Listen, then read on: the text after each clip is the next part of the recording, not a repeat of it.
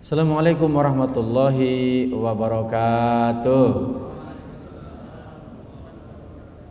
Harusnya kalau nasi kotak udah siap, jawaban salamnya agak semangat. Nasi kotaknya siap kan? Kotaknya doang, nanti ngisi sendiri kalau gitu ya. Alhamdulillah ya.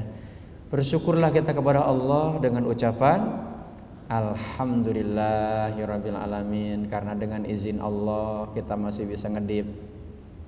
Dengan izin Allah kita masih bisa mendengar. Dengan izin Allah kita masih bisa menggerakkan seluruh tubuh kita. Tandanya kita masih hidup. Sesungguhnya ketika kita masih dikasih kehidupan, kita ini menjadi pribadi yang kaya. Kalau nggak percaya, cobalah aja jual satu mata. Ada orang beli Pak 1 miliar Pak. Kaya gak tuh?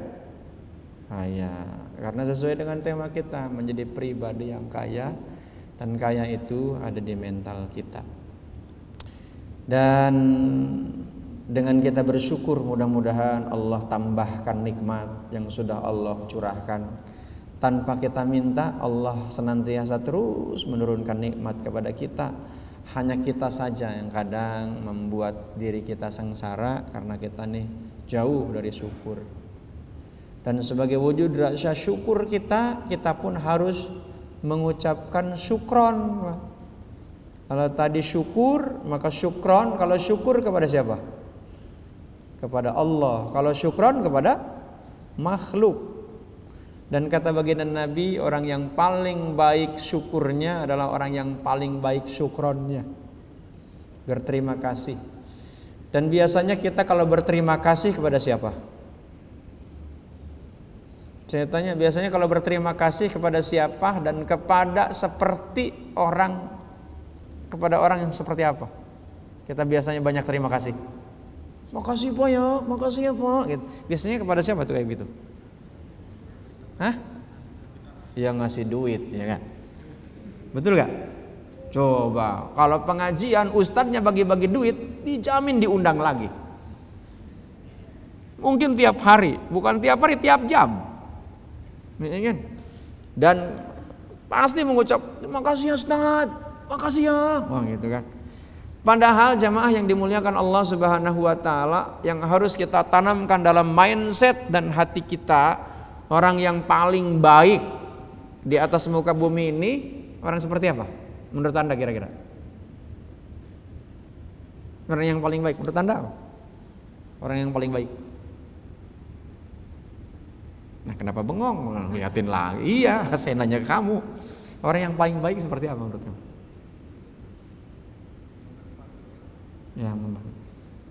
Yang bermanfaat nih bagi orang lain. Jadi kira-kira yang orang yang paling bermanfaat bagi diri kita siapa? Yang memberikan manfaat kepada kita. Dan yang sebut yang manfaat itu kayak apa sih? Nah, yang memberikan dampak positif, yang paling positif siapa kira-kira? Hah? Kalau Allah kan tadi saya bilang syukur, ini syukron, terima kasih. Tadi kan saya bilang pertanyaannya, kita nih harus berterima kasih kepada siapa? Yang biasanya kita sering kali ucapkan, kepada orang yang paling bermanfaat, katanya kan dijawab. Orang yang menurut kita yang paling bermanfaat itu seperti apa? Orang yang paling baik, baik itu seperti apa? Ya, coba. Mau tahu jawabannya gak? Mau gak? Orang yang paling baik dalam perspektif ajaran Islam adalah orang yang mengantarkan kita kenal dengan Allah. Siapa dia? Rasulullah Muhammad sallallahu alaihi wasallam. Karenanya kita harus berterima kasih kepada beliau, dan ucapan terima kasihnya dengan sholawat. Ucapannya Allahumma sholli ala Sayyidina Muhammad wa ala ali Sayyidina Muhammad. Sholawat ini jamaah bukan mendoakan beliau, bukan, tapi ungkapan terima kasih bahwa kita ini sudah diajarin kebaikan, kenal dengan Allah. Ada pertanyaan, lah kan saya kan nggak hidup, nemu aja kagak dengan Rasulullah, jauh hidupnya. Bagaimana saya diajarin kebaikan? Jangan salah. Rasulullah sudah menitipkan ajarannya kepada orang yang dipilih. Siapa yang dipilihnya? Ulama. Al-ulama warasatul anbiya. Legasinya Rasulullah adalah ulama. Dan bahkan Al-Quran pun, Allah pun itu memberikan statement ya dengan firman-Nya bahwa tidak ada hamba yang paling takut dengan Allah kecuali ulama. Ya, gimana ayatnya Ustaz Suryadi? Innama yakhsyallah min ibadihil ulama. Enaknya kalau ada Ustaz Suryadi, saya lupa langsung nanya, langsung dijawab. Oh, ya kan? Kalau nggak ada Ustaz Suryadi, tadi saya nggak ingat tuh ayatnya. Ya kan? Makanya kita doakan Ustaz Suryadi mudah-mudahan tetap gemoy, kan? Alhamdulillah. Ya kan? Sekarang lagi ngetren pokoknya yang gemoy-gemoy ini. Ya kan? Rupanya di sini ya, selain ada Ustaz Suryadi, sampingnya gemoy juga. Yang pakai batik itu ngedampingin saya gemoy juga. Sebelum yang calon presiden itu lebih gemoyan dia, jogetnya mirip. Ya kan? Tadi di depan kantor itu saya rekam itu joget ya. Luar biasa. Pokoknya alhamdulillah ya. Jadi jamaah yang dimuliakan Allah Subhanahu wa taala, kita ini harus berterima kasih, dan terima kasih yang pertama kepada Rasulullah. Karena Rasulullah mengajarkan kita tentang kebaikan. Kita nih memilih ajaran Islam bukan hanya semata-mata karena keturunan. Sekarang ini bukan lagi keturunan karena kita sudah dewasa, bisa menentukan pilihan. Dan Allah memberikan kesempatan kita untuk memilih. Memilih apa? Termasuk di dalamnya kita mau jadi pribadi yang kaya, mau jadi pribadi yang miskin, itu pilihan kita, terserah. Allah sudah kasih perangkat kita, Pak. Allah dengan kasih sayangnya diberikan perangkat kepada kita agar kita menjadi pribadi-pribadi yang unggul, Pak. Kenapa? Karena kita pun diciptakan dengan keunggulan tertentu yang sudah Allah tentukan. Wong fisik kita pun oleh Allah ditakdirkan dengan fi ahsani takwim. Ahsan itu asal kata dari hasana, baik. Ini ahsan, fi ahsani takwim, lebih baik, Pak, dibandingkan dengan yang lain. Jadi kalau lebih, berarti kita nih best of the best, bukan lagi the best. Kita ini dari sisi fisik, Pak, nggak akan bisa ada makhluk lain yang mampu mengalahkan fisiknya manusia, nggak akan ada. Baik fisik yang kasat mata tanpa menggunakan alat untuk melihatnya, ataupun fisik yang memang harus menggunakan alat. Belum lama ini kan kita oleh Allah diperlihatkan tentang sebuah bentuk ujian dengan datangnya virus. Ada orang yang gak kuat, Pak, tumbang, Pak. Kenapa? Mentalnya memang sudah mental kalah. Iya kan? Itu dari batinnya sudah miskin, Pak. Kalau batinnya sudah miskin pasti kalah. Tapi kalau batinnya kaya, ya seperti Pak Hairil Tanjung, Pak. Si anak singkong jadi pengusaha. Nah ini kan real, Pak, dan Anda ada di sini. Mentalnya memang mental juara. Kita ini ditakdirkan oleh Allah the winner, Pak. Cuman seringkali karena banyak virus-virus yang terdengar oleh kita, banyak virus-virus yang terlihat oleh kita, banyak virus-virus yang terasa oleh kita, membuat kita bukan menjadi the winner yang asalnya the winner diciptakan oleh Allah, menjadi the loser, Pak. Menjadi pecundang. Pecundang itu, Pak, kelihatannya juara, Pak, aslinya nipu, Pak. Ya kan? Tapi kalau the winner, Pak, walaupun kelihatan kasat matanya kalah seperti saudara-saudara kita yang di Palestina, mereka tuh the winner, Pak. Mereka walaupun meninggal dia tersenyum bahagia. Kenapa? Karena mereka itu yang dikejar, mati syahid. Ya, orang Israel kan yang dikejar apa? Tanah. Arab Palestina, Pak, kemerdekaan supaya bisa beribadah, masjidnya tidak diganggu. Bukan tanah kan ditinggal, Pak. Itulah hebatnya orang Islam, Pak. Jangankan Islam, Pak, Jepang punya pasukan tempurnya namanya ninja, Pak. Nggak terkalahkan, Pak. Ninja itu kan. Cina punya kungfu, ya kan? Film kungfu itu dilatih, wow, mentalnya kuat, Pak. Islam punya pasukan mujahid, Pak. Ya kan? Jihad fisabilillah itu yang dikejar, Pak. Makanya lihat, kalau Anda ingin menjadi pribadi yang kaya, buka Al-Quran surat ke-9 ayat ke-20. Surat 9 itu surat apa? Nah, kalau saya nggak nanya Ustaz Suryadi pasti bisa jawab. Surat 9 surat apa? Jangan jawab Ustaz Suryadi. Yang lain, surat apa? Surat? Nah, nanya dulu sama Kiai Google rupanya. Ibu-ibu mungkin ada yang tahu surat apa? Surat At-Taubah, ya, surat At-Taubah. Ayat ke-20. Apa yang disampaikan oleh Allah? Alladzina amanu wa hajaru wa jahadu fi sabilillah bi amwalihim wa anfusihim a'dhamu darajatan indallah wa ulaika humul faizun. Kata Allah, orang-orang yang beriman, orang-orang yang hijrah, orang-orang yang jihad di jalan Allah dengan harta dan diri mereka, mereka diberikan derajat mulia, bahkan bukan saja mulia, tapi lebih mulia, a'dhamu darajatan. Asal kata dari a'dhama. Mulia, lebih mulia. Di mana? Di sisi makhluk? Bukan. Kalimatnya indallah, di sisi Allah. Masya Allah. Kalau di sisi Allah mendapatkan predikat lebih mulia, di sisi makhluk gimana? Nggak ada apa-apanya. Dan bahkan di kalimat terakhirnya wa ulaika humul faizun, kalau diterjemahkan terjemahan Al-Quran Departemen Agama, diberikan kepada mereka kemenangan. Menang, Pak. Termasuk kita ini kaya, menang, Pak. Mau apapun aja menang, Pak. Israel tuh banyak tentaranya stres, Pak. Bahkan mereka ada yang bunuh diri.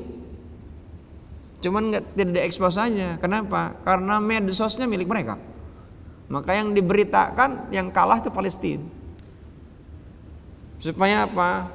Mendemotivasi orang-orang pendukungnya. Di medsos ternyata sudah kalah, Pak.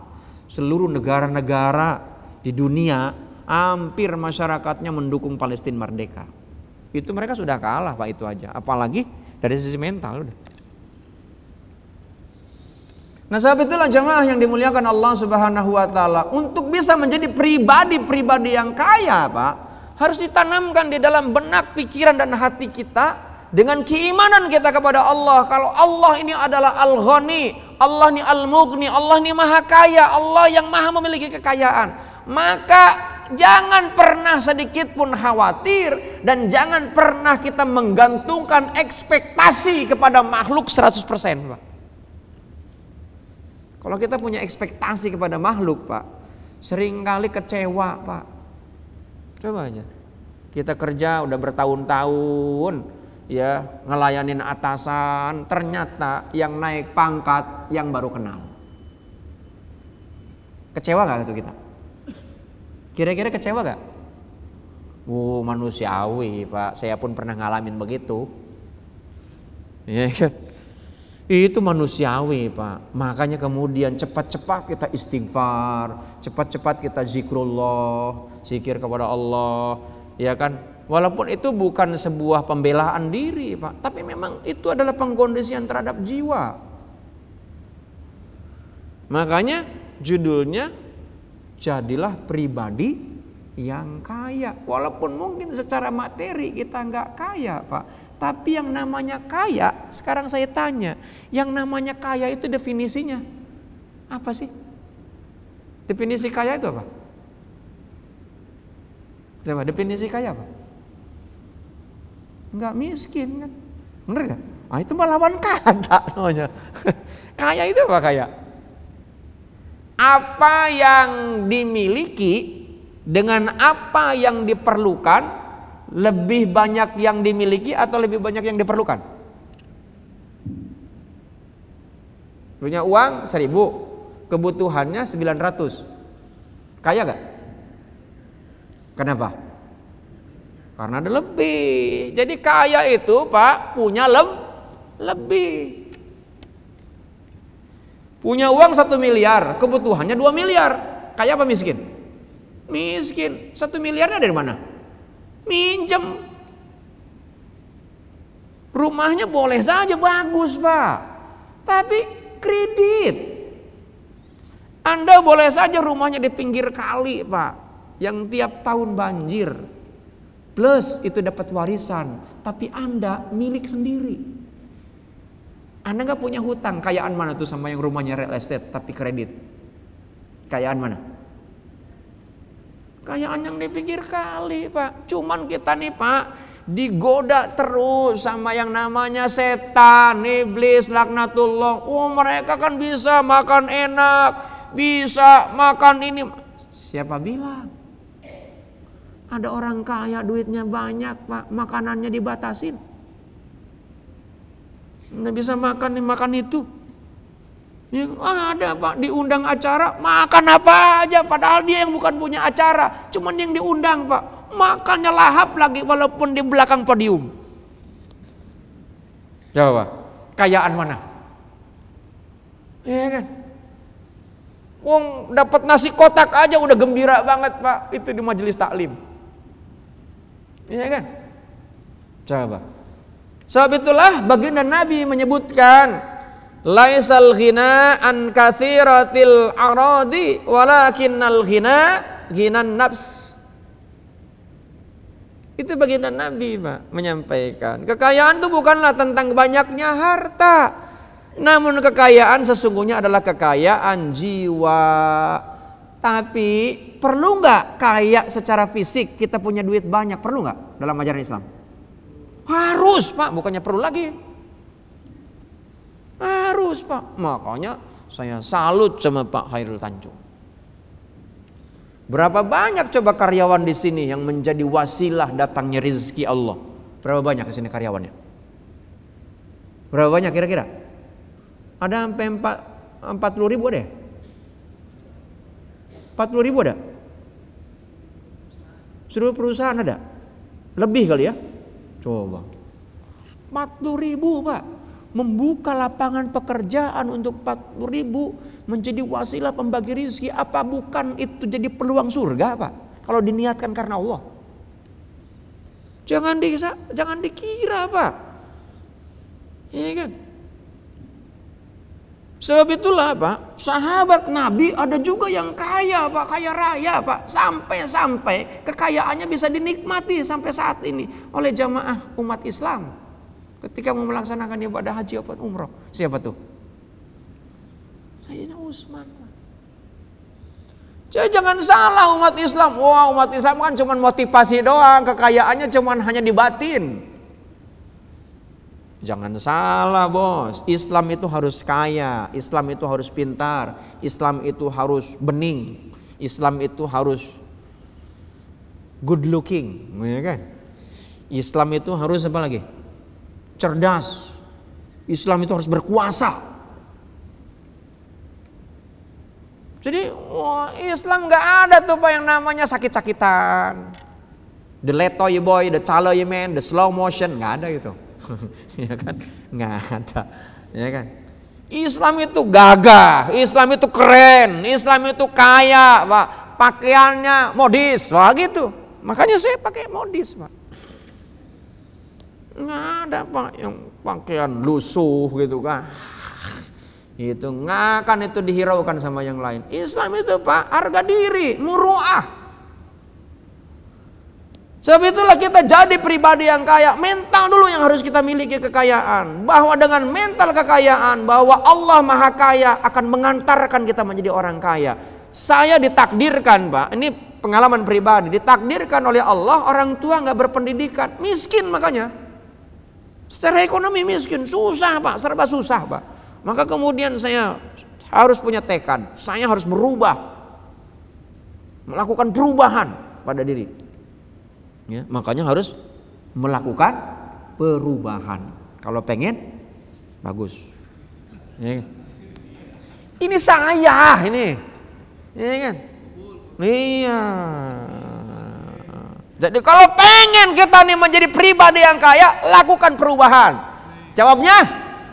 Amin. Nah gitu.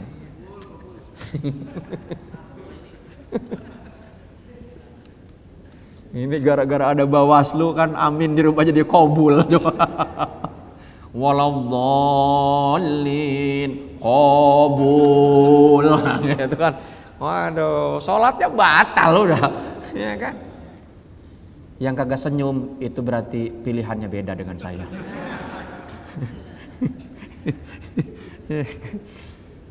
Jadi jemaah yang dimuliakan Allah Subhanahu wa taala, apa yang saya lakukan untuk melakukan perubahan?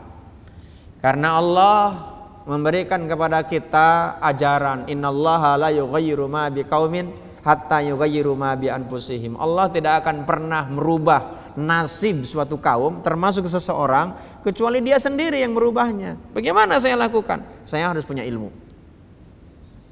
Maka kemudian saya nggak punya uang, cari pondok pesantren yang gratis, Pak. Masuk ke pesantren. Karena masuk sekolah saya semangat pengen sekolah, orang tua nggak sanggup, kabur saya. Kaburnya bukan saya kabur ke tempat yang negatif, kabur ke pesantren. Udah supaya nggak malu saya masuk pesantren aja. Allah takdirkan Pak, di pesantren itu ada sekolahnya, sekolah formal, gratis itu Pak. Dan alhamdulillah Pak selesai, dan saya nggak pernah terpikirkan sebelumnya. Yang penting saya punya ilmu dulu untuk merubah bagaimana caranya agar saya ini keluar dari cengkraman kemiskinan itu. Dan alhamdulillah dengan izin Allah Pak, rumah orang tua bisa dibangunkan. Saya pertama kali, makanya strategi agar kalau Anda ingin menjadi orang kaya Pak, orang tua dulu yang harus didahulukan. Saya rumah kontrak Pak, begitu orang tua nggak ngizinkan saya kuliah ke Mesir, kan waktu itu dapat beasiswa ke Mesir, nggak diizin orang, nggak saya jalankan. Walaupun saya udah lulus S1 waktu itu kan. Saya bilang ya udahlah, saya mau kawin aja kalau gitu. Alhamdulillah Pak, ternyata lebih enakan nikah daripada kuliah ke Mesir. Alhamdulillah sampai sekarang itu punya istri, ya kan? Jadi dan ternyata apa yang mendapatkan ridhonya orang tua Pak, itu didoakan terus tanpa kita minta sama orang tua. Ya sudah, supaya doanya tambah banyak, saya bangunkan tuh rumah orang tua. Saya bangun tuh rumah, padahal saya masih kontrak. Nggak pernah cerita kesusahan, nggak pernah mengeluh dengan waktu kuliah segala macam. Saya ini kuliah aja dulu tuh, tinggal di samping masjid, jadi marbot. Pak.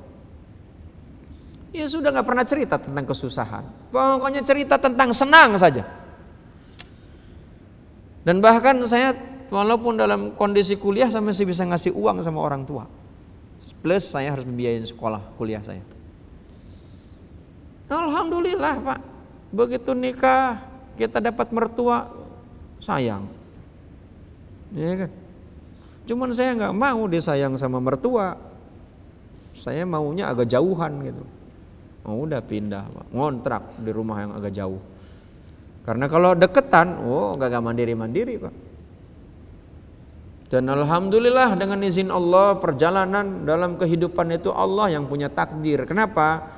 Karena surat Luqman ayat 34, wa ma tadri nafsun mada taksibu godan. Nggak ada yang tahu Pak, esok hari apa yang akan terjadi, apa yang akan kita lakukan, nggak ada yang tahu kecuali Allah. Kenapa? Karena innallaha indahu ilmus sa'ah.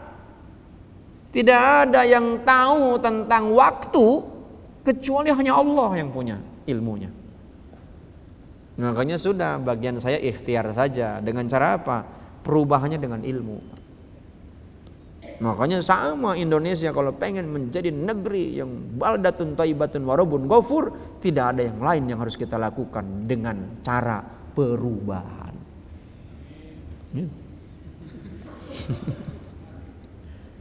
Bukan kampanye ini, bukan ya. Tapi kalau nggak paham ya kebangetan, ya kan? Jadi jamaah yang dimuliakan Allah Subhanahu wa taala, kembali lagi kita harus menanamkan di dalam jiwa kita bahwa kita ini memang sudah kaya. Sudah kaya. Tubuh kita ini hebat. Di dalam tubuh kita ada yang jauh lebih hebat, itu yang disebut dengan intangible capital. Tangible capitalnya saja sudah hebat, Pak. Kita ini ketika berhadapan dengan kondisi cuaca yang dingin, kita bisa menyesuaikan, Pak, walaupun nggak pakai jaket. Tubuh kita ini sangat canggih, Pak, bisa menyesuaikan dengan kondisi apapun. Se-ekstrim apapun tubuh kita ini bisa beradaptasi, Pak. Makhluk yang paling sangat cepat beradaptasi adalah manusia. Kalau enggak, mati kita, Pak. Ya, kan? Ada yang namanya di dalam tubuh kita ini untuk bisa beradaptasi dengan kondisi yang disebut dengan hormon, Pak. Hormon ini kan dikenal hanya 4 yang paling sangat populer kan. Ada dopamin, oksitosin, serotonin, dan juga apa? Dopamin, oksitosin, serotonin, lupa satu lagi. Hah? Endorfin, ya, endorfin. Semuanya orang menyebutnya disebut dengan sebutan chemical happiness, kimiawi kebahagiaan, Pak. Kan tadi kita menjadi pribadi yang kaya, bahagia, mati masuk surga. Surga ini, Pak, identik dengan kenikmatan. Bagaimana mungkin akan masuk surga di dunianya sudah sengsara, Pak? Wallah, kalau di dunia kita sengsara, dipastikan di akhirat sengsara, Pak. Itu. Maka harus bahagiakan diri kita. Bagaimana cara membahagiakannya? Syariat memberikan tuntunan kepada kita. Makanya tadi iman harus ditanamkan di dalam jiwa kita. Maka ketika kita beriman, Pak, berhadapan dengan masalah yang paling berat sekalipun, dia akan berkata tuh orang yang beriman itu, kata Allah, wala khaufun alaihim walahum yahzanun. Tidak ada kekhawatiran dengan kehidupan ini. Semuanya sudah diatur oleh Allah. Makanya lihat orang beriman tuh nggak pernah kecewa dengan kondisi apapun, Pak. Dia udah pontang-panting, kalah, Pak, nyalonin. Maka kemudian nyalonin lagi. Dia nggak pernah kecewa, Pak. Nyalonin lagi. Iya, itu tegar mentalnya, Pak, luar biasa, Pak. Udah yang kelima berarti sekarang nyalonin. Sampai ada netizen bilang, kalau hari ini sekarang gagal lagi, nanti tahun depan kalau ada pemilu jangan dikasih tahu ya, ntar nyalonin lagi. Katanya, saya bilang netizen nih kadang-kadang memang iseng aja dah, ya kan. Saya ketawa sendiri kalau baca itu kalimatnya kan. Jadi jamaah yang dimuliakan Allah Subhanahu wa taala, tapi memang itu luar biasa, Pak. Mentalnya hebat, Pak. Dia kan menang sebelum tempur. Itu kalau kata Sunan Kalijogo itu, kaya tanpa bondo, ya, menang perang tanpa perang. Itu kan Sunan Kalijogo itu filosofinya tinggi betul. Jadi jemaah yang dimuliakan Allah Subhanahu wa taala, sebab itulah kita ini harus tanamkan di dalam mindset kita ini kaya. Dengan cara apa? Kita yakin sama Allah. Lihat, kaitan dengan materi, harta, wa ma min dabatin fil ardi ila 'alallahi rizquha.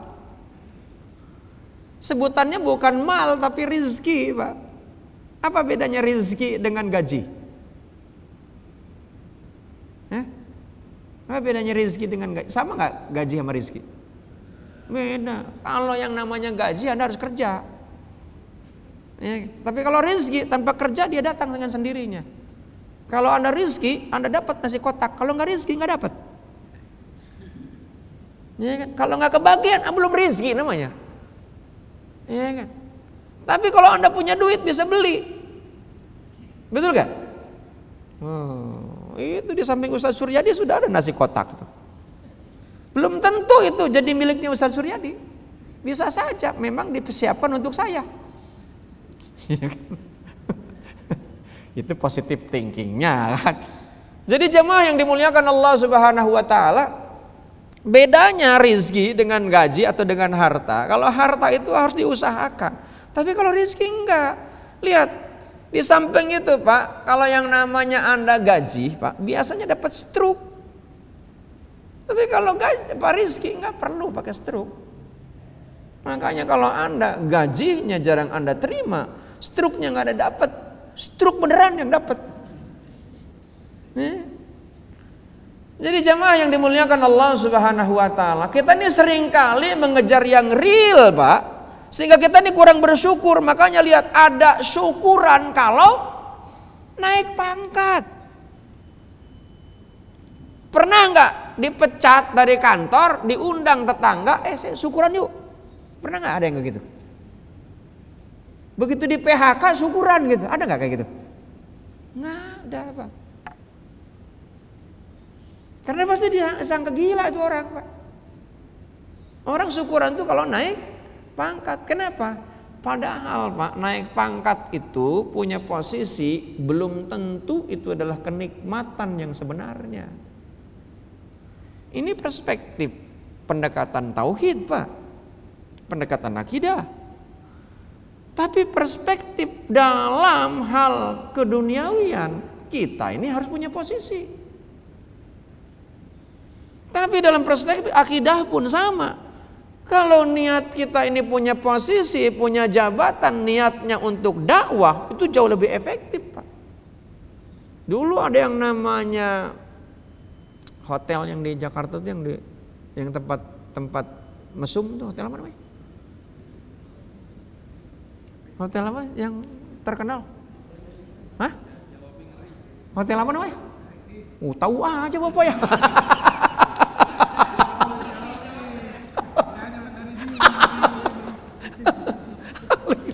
Paling kenceng lagi, jangan-jangan dia salah satu konsumen yang udah insaf gitu. Nggak apa-apa ya kan, nggak ada masalah kan, masa lalu itu kan. Kalau yang justru yang diperhatikan dalam Islam itu masa akhir, Pak. Wala tamutunna illa wa antum muslimun. Bukan masa lalu, Pak. Masa lalu boleh saja kelam, Pak. Bisa saja masa akhirnya justru kita gemilang. Ada yang masa lalunya cerah, masa depannya suram, Pak. Hati-hati itu. Al-Quran tuh ada yang menyebutkan masa lalunya cerah, Pak. Siapa? Bal'an bin Bauro. Al-Quran mengabadikan itu. Surat ke-7 ayat 175. Masa lalunya cerah, Pak. Doanya aja gak pernah ditolak sama Allah. Itu ulama kalibernya belum ada yang bisa nyaingin, Pak. Hidup di era zaman Nabi Musa alaihissalam. Tenggelamnya oleh apa? Harta. Ya kan? Makanya kata Allah, al-malu wal banuna zinatul hayatud dunya. Jadi jamaah yang dimuliakan Allah Subhanahu wa taala, zina. Ya, apa itu zina? Zinatul hayatud dunya. Apa? Perhiasan. Dan itu bisa menjadi ujian, Pak. Bisa menjadi ujian. Sebab itulah jamaah yang dimuliakan Allah Subhanahu wa taala, maka agar kita menjadi pribadi-pribadi yang kaya, ya, bahagia, maka kita pun tidak dilarang menjadi orang yang kaya secara fisik. Punya duit banyak, jabatannya tinggi, ya. Untuk apa? Untuk dakwah.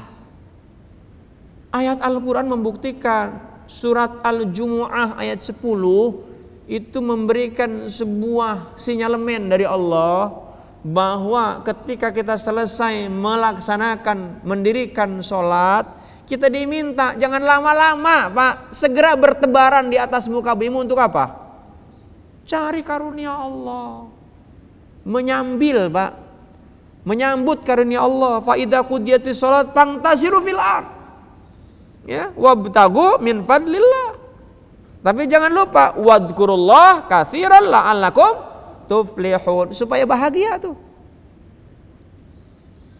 Jadi jamaah yang dimuliakan Allah Subhanahu wa taala. Tapi Pak, ya Bu, setan ini maka yang ditakut-takuti kepada manusia. Makanya kenapa ada pejabat korupsi, ya kan? Disuruh mantau jangan sampai korupsi, malah dia hanya yang korupsi. Siapa tuh? KPK. Ya kan? Ini nggak usah ada emang itu udah berita. Ya kan? Ngapain ditutupin, ya kan? Udah viral, ya kan? Jadi jamaah yang dimuliakan Allah Subhanahu wa taala, Pak. Setan, Pak, itu godain setiap diri, Pak. Termasuk apa? Ustadz yang ceramah aja, Pak. Itu bisa, Pak. Diundang. Ternyata undangan yang satu bayarannya gede, yang satu bayarnya kecil. Kira-kira ustadz milih yang mana tuh? Yang kecil apa yang gede? Kalau ustadz mata duitan, Pak, pasti milih yang gede, Pak. Godaan setan bukan tuh? Nah, ustadznya udah kena setan, Pak. Jamaahnya terus apa? Jamaah setan, Pak. Ya udah, pengajian setan kalau begitu kan. Coba. Jadi jamaah yang dimuliakan Allah Subhanahu wa taala, makanya nih setan tuh gencar luar biasa, Pak. Maka di mana-mana pengajian rame itu kalau ada nasi kebuli. Ya kan? Pengajian rame kalau penceramahnya kocak, gitu kan? Kalau yang agak serius-serius, Pak, apalagi membahas tentang keilmuan, Pak, yang hadir cuma 2 orang, 3 orang. Memang begitu, Pak. Ya. Jadi jamaah yang dimuliakan Allah Subhanahu wa taala, Al-Qur'an surat kedua ayat 268 itu memang Allah ngasih informasi kepada kita, setan ini menakut-nakuti kita akan kemiskinan, Pak. Makanya kenapa? Orang, Pak, berlomba-lomba untuk menumpuk-numpuk harta. Alhaakumut takasur hatta zurtumul maqabir. Dia akan berhenti, Pak, kalau sudah mulutnya ditutup tanah. Baru selesai. Saya seminggu yang lalu, Pak, ikut hadir menyolatkan calon anggota DPRD DKI. Ya, betul memang saya dekat. Namanya Haji Purwanto. Ya, kan? Dirawat sehari meninggal dunia. Belum jadi. Dia udah jadi anggota DPRD DKI, fraksi Gerindra. Kalau Allah cabut ya udah cabut. Padahal usianya masih muda, kelahiran 76. Ya. Jadi jemaah yang dimuliakan Allah Subhanahu wa taala, kalau waktunya mati mati aja, Pak. Ada orang yang ngaji dia nunduk aja, nggak bangun-bangun, orang udah bubar dia masih nunduk aja. Katanya meninggal dunia. Makanya jangan nunduk, Pak. Lihatin ke atas. Saya khawatir dia nunduk, dia bukan ngedengerin husu dia. Makanya minimal agak ngedip lah matanya. Takut kalau nggak ngedip, dia duduknya memang udah nggak ada lagi nyawanya kan. Itu. Dan jemaah yang dimuliakan Allah Subhanahu wa taala, kenapa perlu kita menjadi pribadi yang kaya? Rasulullah menyampaikan kadzal faqru ayakunal kufron. Bahwa dengan kefakiran itu bisa mendekatkan kita kepada kekufuran, Pak. Lihat, Pak, perang ya Israel pakai biaya gak tuh? Biaya, Pak. Palestina, Pak, pakai batu doang. Tapi kan Allah Maha Kaya. Oh iya, ya kan. Tapi sekarang nggak usah berbicara tentang yang tidak kasat mata dulu, yang kasat mata dulu, Pak. Itu kan motivasi, Pak, ayat Al-Quran. Mereka menang, ya kan, Palestina. Porak-poranda, Pak, tempatnya dibombardir, Pak. Kenapa? Dipecah tuh negara-negara Islam supaya nggak bersatu. Sementara Israel dukungan dari negara-negara kuatnya kompak gak? Kompak mereka, Pak. Mereka dibantu sana sini. Walaupun tempatnya kecil, Pak, negaranya sama DKI, Pak. Itu gedean DKI lah tanahnya. Itu Israel. Tapi kenapa bisa mengguncang dunia, Pak? Orangnya cerdas-cerdas sudah dipersiapkan, Pak. Ya, Mereka bikin Coca-Cola, nah saya sebut ya, bikin Coca-Cola. Mereka nggak minum, yang minum kita. Ya kita diabetes, ya kan? Gula semua. Nah sebab itulah jamaah yang dimuliakan Allah Subhanahu Wa Taala, umat Islam itu harus menjadi pribadi yang kaya. Untuk apa kita kaya? Yang pertama untuk menyempurnakan ibadah. Dengan kita nih punya kekayaan, kita jauh lebih khusyuk Pak, insya Allah. Asal harta yang kita dapatkan dengan cara yang baik dan benar. Tapi kalau dengan cara yang tidak baik dan tidak benar, maka dijamin jangankan khusyuk Pak, ibadah aja ditinggalin. Caranya aja udah nipu. Ya kan? Karena Pak, yang namanya ibadah bukan hanya sholat aja, bukan hanya taklim aja. Kerja ini adalah ibadah. Maka menyempurnakan ibadah. Yang kedua untuk apa? Bantu orang susah. Bagaimana kita membantu orang Pak? Kita hanya kesusahan makan aja Senin Kamis gitu kan. Maka saya bilang saya nggak begitu sependapat kalau ada kelompok-kelompok Islam yang kemudian dia melakukan dakwah, keluarga ditinggalkan dalam kondisi yang nggak ditinggalin apa-apa. Kalau mau pergi jauh Pak, ditinggalin dulu tuh ekonomi istrinya yang banyak. Kemudian saya tanya, kami ngikutin gayanya Nabi Ibrahim. Saya bilang enak aja, Nabi Ibrahim itu tingkat keimanannya udah di atas rata-rata Pak. Makanya dipanggilnya sang kekasih Pak, Khalilullah. Ya kan, Nabi Ibrahim itu Pak, jangan salah, kurban aja berapa ekor sapi? Ratusan Pak, sampai 500 sapi Pak. Mau ngikutin Nabi Ibrahim? Ya kan?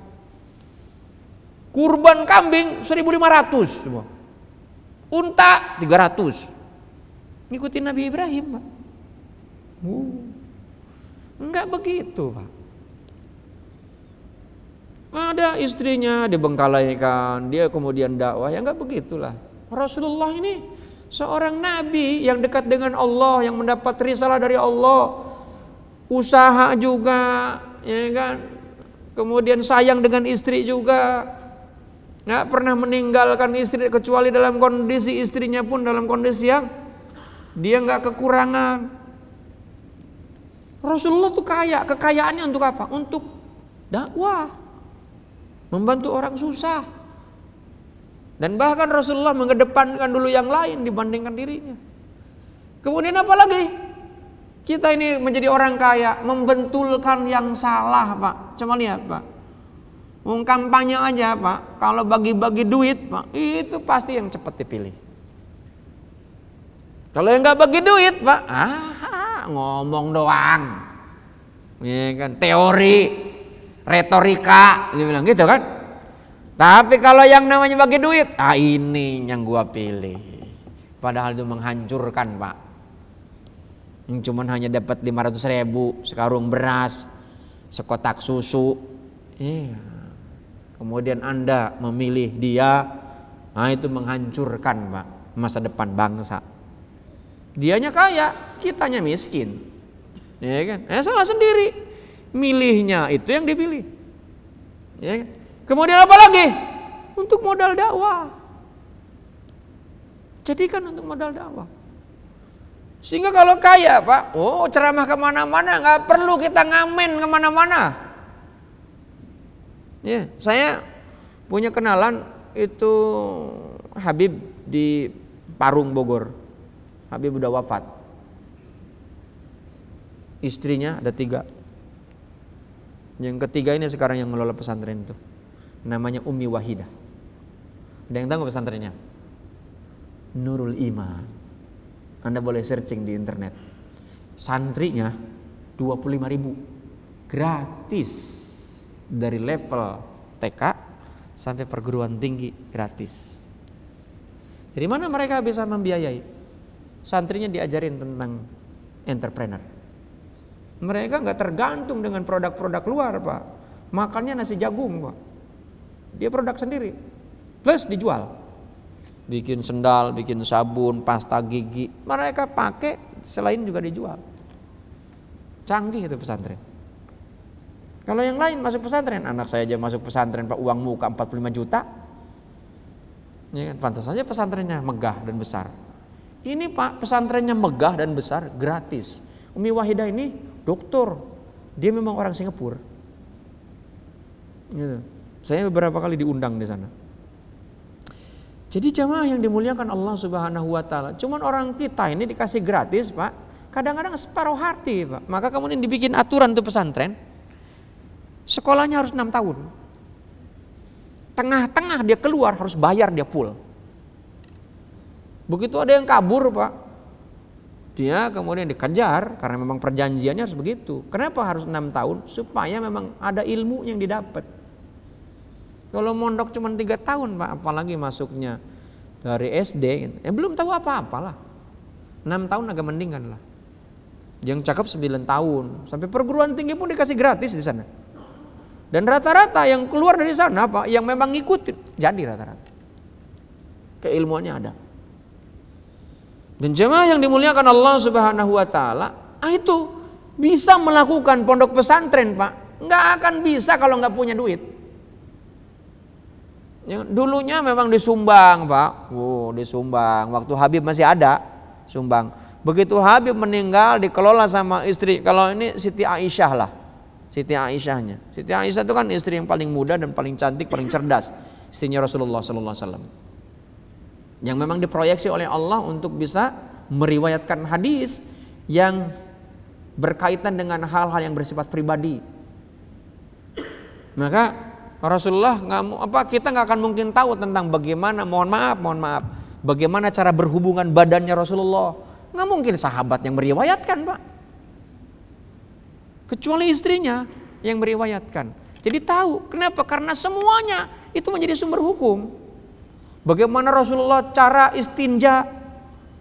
Nggak mungkin Rasulullah memperlihatkan ke sahabat, karena aurat kan.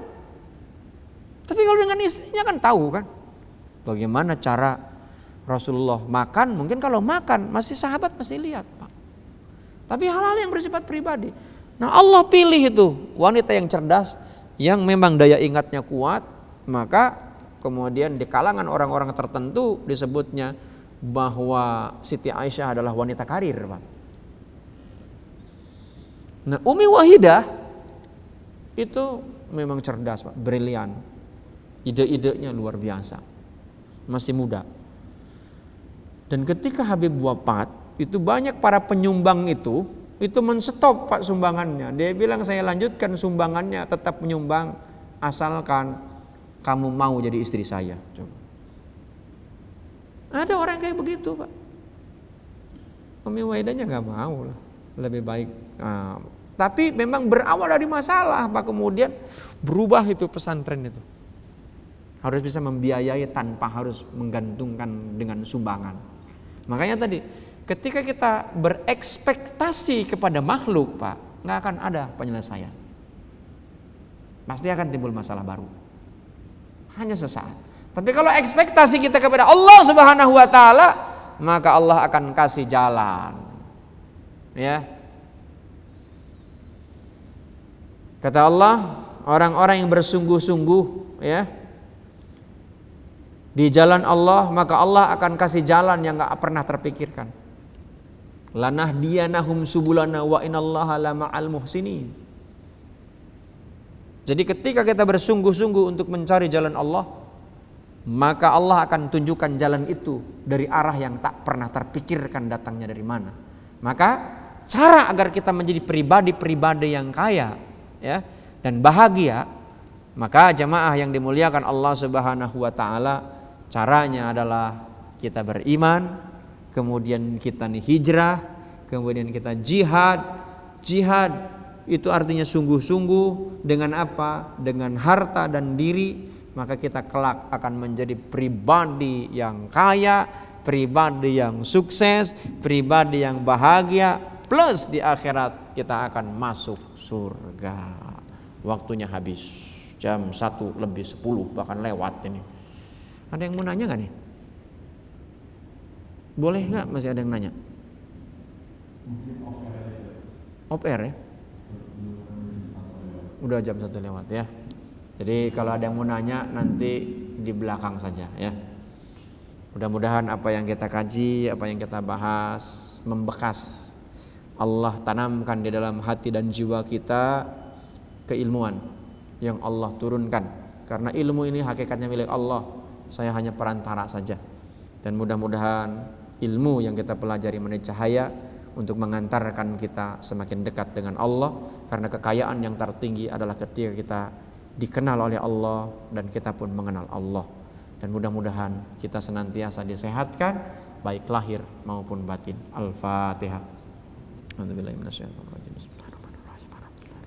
Ar-Rahmanir-Rahim. Maliki yaumiddin. Iyyaka na'budu wa iyyaka nasta'in. Shiratal mustaqim. Shiratal ladzina an'amta 'alaihim ghairil maghdubi 'alaihim waladdallin. Wa'fu 'anna ya Karim, wa'fu 'anna ya Rahman. Allahumma ja'al hadza jam'an marhuma wa tafarruqana min ba'dihi tafarruqan ma'suma. Allahumma ahsin akibatana fil umuri kulliha wa ajirna min hijid dunya wa 'adzabil akhirah. Allahumma ansur li ikhwanina al-muslim wal mujahidina fi Palestin. Allahumma ansur li ikhwanina al-muslim wal mujahidina fi Palestin. Allahumma ansur li ikhwanina al-muslim wal mujahidina fi Palestin wa fi kulli makan wa fi kulli zaman. Subhanakallahumma bihamdika asyhadu an la ilaha illa anta astaghfiruka wa atubu ilaik. Rabbana taqabbal minna innaka antas samiul alim wa tub 'alaina innaka antat tawwabur rahim. Rabbana atina fid dunya hasanah wa fil akhirati hasanah wa qina adzabannar. Subhana rabbika rabbil izzati amma yasifun wassalamun alal mursalin walhamdulillahi rabbil alamin. Wa lafa minkum. Assalamualaikum warahmatullahi wabarakatuh.